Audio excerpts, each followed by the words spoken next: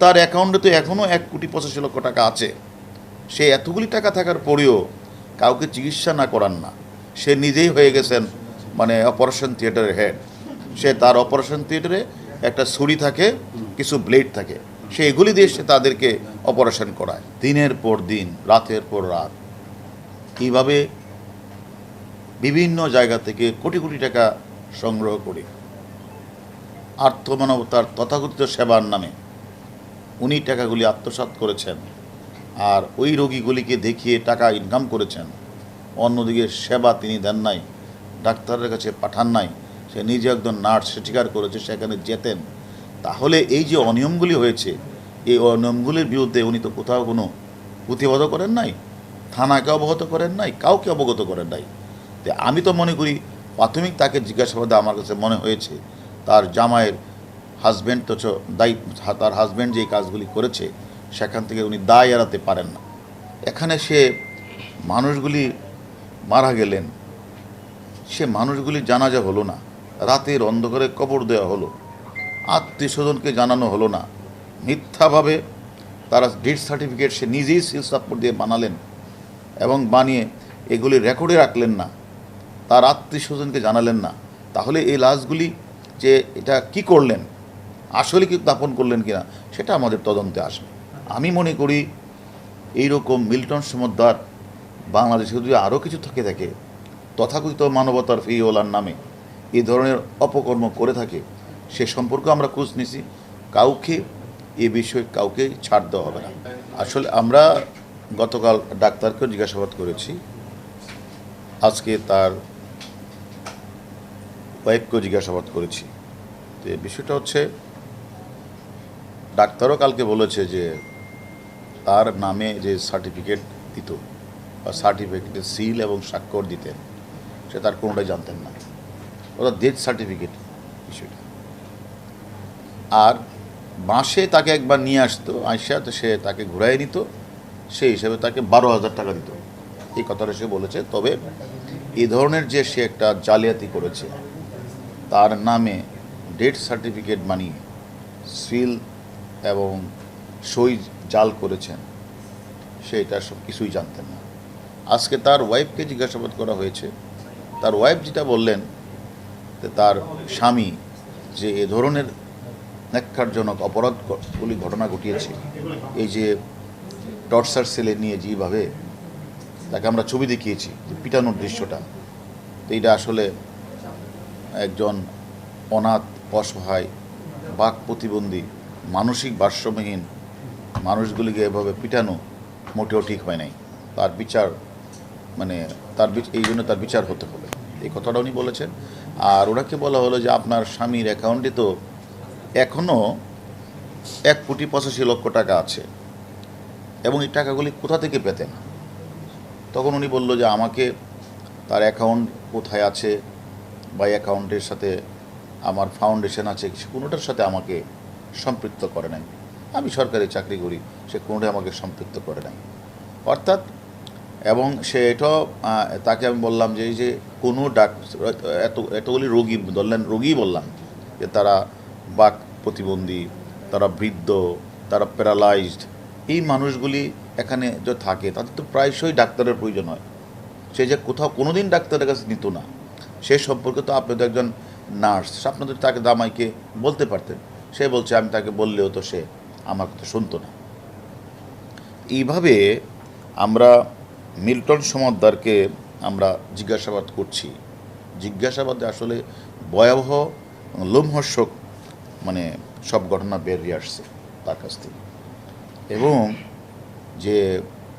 যে ছেলেটা ওই উজিরপুর থেকে বাবাকে পিটিয়ে ঢাকায় এসে ওষুধের দোকান থেকে চুরি করে, তারপরে সেখানে এসে হঠাৎ করে তিনি সেখানে একটা বৃদ্ধাশ্রম, অর্থাৎ অসহায়, গরিব, শিশু, বৃদ্ধ, প্যারালাইজড, বাক প্রতিবন্ধীহীন, তারপরে হলো মানসিক ভারসাম্য মানুষগুলিকে সে বিভিন্ন জায়গা থেকে কালেকশন করে সেটা দেখিয়ে তিনি তার যে ফেসবুকে ফলোয়ারদের মাধ্যমে সে টাকা ইনকাম করতেন, বাট টাকাগুলি সে খরচ করতেন না। অন্যদিকে ওই গরিব অসহায় মানুষগুলি যে চিকিৎসার জন্য অনেক সময় অপারেশনের প্রয়োজন হতো, হয়তো পচন ধরেছে, হাতে সে হাতও কেটে ফেলতো, আঙ্গুল কেটে ফেলতো, ব্লেড দিয়ে সে কেটে ফেলতো, এই যে রক্ত বের হতো এবং সে শেখা এবং এই যে ব্লেড ছুরি দিয়ে কাটাছেঁড়া রোগীরা যে কষ্ট পেত, আর্তনাদ করতো, এই মাদকাসক্ত মিল্টন পৈশাচিক আনন্দ উপভোগ করতেন এবং সে একরকম মানে সাইকোপ্যাথিক মানুষ, একটা মানুষ, সে কিভাবে মানবতার ফিরিওয়ালা হলেন আমাদের বোধগম্য নয়। এবং সে কিন্তু স্বীকার করেছেন তার অপারেশন থিয়েটারে ছড়ি আছে, ব্লেড আছে, এগুলো আমরা উদ্ধার করেছি, এগুলো দিয়ে সে করতেন, সে নিজেও স্বীকার করেছেন। এবং টর্চার সেলে যে সে মানুষগুলিকে যে পিঠাতেন, সে তাদেরকে বানর অভিহিত করতেন এবং তাদেরকে পিটিয়ে সে নিস্তেজ করতেন। এইগুলি আসলে শুনতেও খারাপ লাগে যে মিল্টন সমদ্দার তার এই যে একদিকে বানর আবার অন্যদিকে তাদেরকে নিস্তেজ করতেন, বাট তারা কারণ স্বাভাবিক কারণেই এই অটিজম বাচ্চা বা মানসিক ভারসাম্য মানুষগুলি, অসহায় মানুষগুলি অনেক সময় হয়তো বা মানে আইন শৃঙ্খলা না থাকারই কথা, তারা হইচি করলেই সে তাদেরকে পিঠাতেন। তো আমার কথাটা হলো, যে দেশে মানে আমাদের বঙ্গবন্ধুর নাতনি মাননীয় প্রধানমন্ত্রীর কন্যা সাইমা ওয়াজেদ পুতুল অটিজম নিয়ে সারা বিশ্বে কাজ করে প্রশংসিত হয়েছেন এবং উনি সাউথ ইস্ট এশিয়ার রিজনাল ডিরেক্টর হিসেবে যিনি এখন হোয়ের অধীনে থেকে দায়িত্ব পালন করছেন, আর সেই দেশেই ওয়ালটন ফ্রিজ কিনে অনেকের মতো আপনিও হয়ে যেতে পারেন মিলেনিয়াল, সেরা পণ্যের সেরা অফার। অটিজমের নাম ধারণ করে কিছু অসহায়, গরিব, বয়স্ক, বাক প্রতিবন্ধীহীন, প্যারালাইজড, ভারসাম্যহীন মানুষগুলিকে সে বিভিন্ন জায়গাতে কালেকশন করে অটিজমের নাম দিয়ে ফেসবুক ফলোয়ারে বিভিন্ন মানুষের কাছ থেকে টাকা কালেকশন করে সেই টাকাগুলি নিজে আত্মসাৎ করছেন। অন্যদিকে এদেরকে চিকিৎসার জন্য একটি টাকা খরচ করছেন না।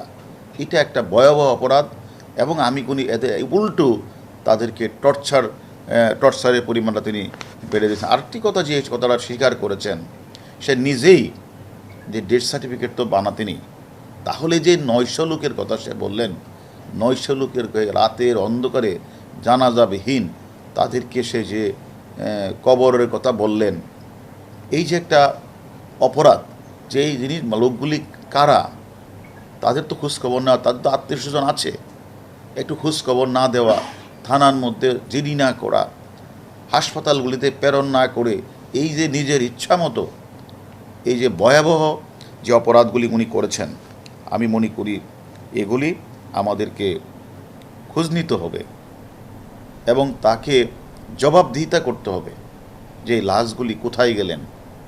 কারণ এই লাশগুলি যে মারাও যায় তো তার রেজিস্টার থাকবে, এখানে চিকিৎসাধীন অবস্থায় মারা গেল, কি হলো তার, এই লোকটা কেন মারা গেল, এটা তো একটা রেজিস্টার থাকবে। সেই রেজিস্টারে তো তার অন্তত থাকার কথা হিসাবটা, যে এই লোকটার বাড়ি কোথায়, তার আত্মীয় স্বজনকে জানানো।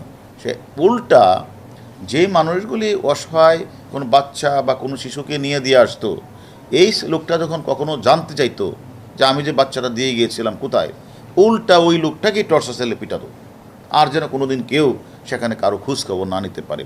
সেইভাবে আমি মনে করি যারা ফেসবুকে এই মিল্টন, এই যে মাদকাসক্ত মিল্টনকে ফেসবুকে ভাইরাল করার জন্য কিছু অসহায় মানুষের ছবি তুলে তারা মানে এগুলি মানে বিভিন্ন জায়গায় প্রচার করতো শুধু টাকার উদ্দেশ্যেই, এখন তার অ্যাকাউন্টে প্রচুর টাকা, কয়েকদিনে 1,50,00,000 টাকা এসে গেছে, সে টাকাগুলি খরচ করে নাই, তাহলে তার উদ্দেশ্যটা কী, এটাও আমরা তদন্তে নিয়ে আসছি। তাহলে তুমি যদি মানবতার ফেরিওয়ালাই হই, তাহলে তো তাদের টাকাগুলি খরচ করার কথা, হাসপাতালে পাঠানোর কথা, এবং যদি কেউ মারা যায়, মানুষ মারা যেতেই পারে, তাহলে সেটা হাসপাতালকে জানানো, থানাকে জানানো, মিডিয়াতে বলা বা পেপার পত্রিকায় দেওয়া, যদি তার ঠিকানা না থেকে থাকে, আর ঠিকানা থাকলে তার আত্মীয় স্বজনকে জানানো। সে কোনো কিছুই করলো না, সে 900 লাশ দাপন করলেন, তার কোনো রেজিস্টার নাই। সে এখন বলে যেটা আমাদের স্বীকার করলেন যে আসলে 900 লাশটা আমি বলেছি যে এটা বললে আমি দাপন করেছি, এটা বললে আমার কাছে ফেসবুকে প্রচুর টাকা আসবে, আসলে এত না, আসলে মারা গেছে 135 জন বা 40 জন, তাহলে 135 জনের রেজিস্ট্রারি নামটা দেখাও। তা আসলে সে যে আরও আমাদের তদন্ত বাকি আছে, আমরা তাকে জিজ্ঞাসাবাদ করব যে টাকাগুলি কোথায় পাচার করেছেন, সে কেন পিটাতেন, সে কেন ডাক্তার রাখতেন না, সে কেন এদেরকে হাসপাতালে পাঠাতেন না, এগুলি আমরা তার কাছ থেকে আরও তথ্য নিব। আমি মনে করি যে আজকে যে অসুস্থ হয়ে মানুষ হাসপাতালে আসে, আর যদি এই মিল্টন এই যে এতগুলি মৃত্যুর ঘটনা, এই সবগুলি জবাবদিহি ঘটনা তাকে করতে হবে। তবে সে যে কথাগুলি বলেছেন যে সেখানে উনি ফাউন্ডেশনের টাকা পয়সা যে আসা, এখানে যে যত কিছু রয়েছে কোনো কিছুতে তার নাম নেই, এটা আমরা আমাদের একটু ধৈর্য ধরেন, আমাদের তদন্ত চলছে, আরও জিজ্ঞাসাবাদ করা হবে। আমি মনে করি এইরকম মিল্টন সমদ্দার বাংলাদেশে যদি আরও কিছু থাকে তথাকথিত মানবতার ফিওলার নামে এই ধরনের অপকর্ম করে থাকে, সে সম্পর্কে আমরা খোঁজ নিছি, কাউকে এ বিষয়ে কাউকে ছাড় দেওয়া হবে না। আমরা তদন্ত করছি, তদন্ত আমাদের শেষ হয় নাই, আমাদের রিমান্ড শেষ হয়েছে, আবার আমরা রিমান্ড প্রেয়ার করেছি। আমাদের রিমান্ডে আসলে আমরা এই বিষয়গুলি তাকে আরও জিজ্ঞাসাবাদ করব যে এতগুলি মানুষের, সে নিজেই বলেছে 900 লোকের প্রাণ নিভে গেল, তাহলে এই লোকের প্রাণগুলি যদি নিভে যায় তো এই লোকগুলি কীভাবে মারা গেল? আপনি তো হাসপাতালে নেন নাই, আপনি তো ডেথ সার্টিফিকেট নেন নাই, আপনি তো থানাকে অবগত করেন নাই। এই 900 প্রাণ নিভে যাওয়ার ঘটনা আদৌ সত্যতা কি না, না এটাও একটা টাকা ইনকাম করার জন্য তার একটা কথা, অথবা এই প্রাণগুলির সে কি করেছেন, আমরা তার কি কাজগুলি করেছে এগুলির পূর্বে আমরা সেগুলো তদন্তে নিয়ে আসব। আমাদের কাছে আসলে তার বিরুদ্ধে এখন কমপ্লেন আসছে মৌখিকভাবে, কিন্তু তখন তো কোনো কমপ্লেন, তো থানায় যেতে পারে, থানায় কমপ্লেন করতে পারে, কিন্তু এলাকাবাসী তারা তো মিছিল করেছে তার বিরুদ্ধে, তো এলাকাবাসী যে অনেক দিন যাবৎ নির্যাতিত ছিল এটা তো আমাদের কাছে কেউ বলে নাই। এটা তো স্পষ্ট, এটা তো মিল্টন সমদ্দার যা ভয়াবহ অপরাধ করেছেন, একটি অপরাধ না, সে নিজেই স্বীকার করেছেন, এবং তার অ্যাকাউন্টে তো এখনও 1,85,00,000 টাকা আছে। সে এতগুলি টাকা থাকার পরেও কাউকে চিকিৎসা না করান না, সে নিজেই হয়ে গেছেন অপারেশন থিয়েটারের হেড। সে তার অপারেশন থিয়েটারে একটা ছুরি থাকে, কিছু ব্লেড থাকে, সে এগুলি দিয়ে সে তাদেরকে অপারেশন করায়। তো এরকম ভয়াবহ অমানবিক আচরণ রাস্তা থেকে ধরে এনে এই যে অটিজম বাচ্চা, বাক প্রতিবন্ধী মানুষগুলির সাথে এ ধরনের অসভ্য আচরণ, এটা আমি মনে করি আমাদের বাংলাদেশের মানুষের জন্য লজ্জাজনক। অতএব তার সাথে যারা জড়িত, তাদেরকে যারা প্যাট্রোনাইজ করেছে, তারা ফেসবুকে ফলোয়ার বাড়ানোর জন্য যারা প্যাট্রোনাইজ করেছে, এবং তাকে যারা হেল্প করেছে, তার ফাউন্ডেশনে যারা মেম্বার রয়েছে, আমরা প্রত্যেককেই আইনের আওতায় নিয়ে আসবো। সে স্বীকার করার তো কিছু না, সেটা তো আমার ভিডিও ফুটেজই আছে, তার ওয়াইফকে ভিডিও ফুটেজ দেখানো হয়েছে। তার ওয়াইফকে সে যে ডেথ সার্টিফিকেট নিজেই সাইন করেন, তার স্বামীর স্বীকারোক্তি দেখানো হয়েছে, এবং সে ওই আশ্রমে কিন্তু তার ওয়াইফও যেতেন প্রায়, এবং এই অনিয়ম দেখার পরেও উনি কেন প্রতিবাদ করলেন না, উনি কেন থানাকে অবহিত করলেন না? একটা রোগী সেকে পিটানো হচ্ছে, সে নিজে অপারেশন রক্তক্ষরণে মারা যাচ্ছে, উনি একজন নার্স হিসেবে তার তো দায়িত্ব ছিল এগুলিকে থানায় বা হাসপাতালে প্রেরণ করা। উনি সে সাজেশনটা দিলেন কি না, আর দিলে উনি থানায় গিয়েছেন কি না, এগুলি তাকে আমরা জিজ্ঞাসাবাদ করেছি। সে বলেছে আমি আমি আমি আমি এগুলি যেহেতু কোনো কিছুর সাথে আমাকে সম্পৃক্ত করে নাই, আমি এগুলি এই জন্য কাউকে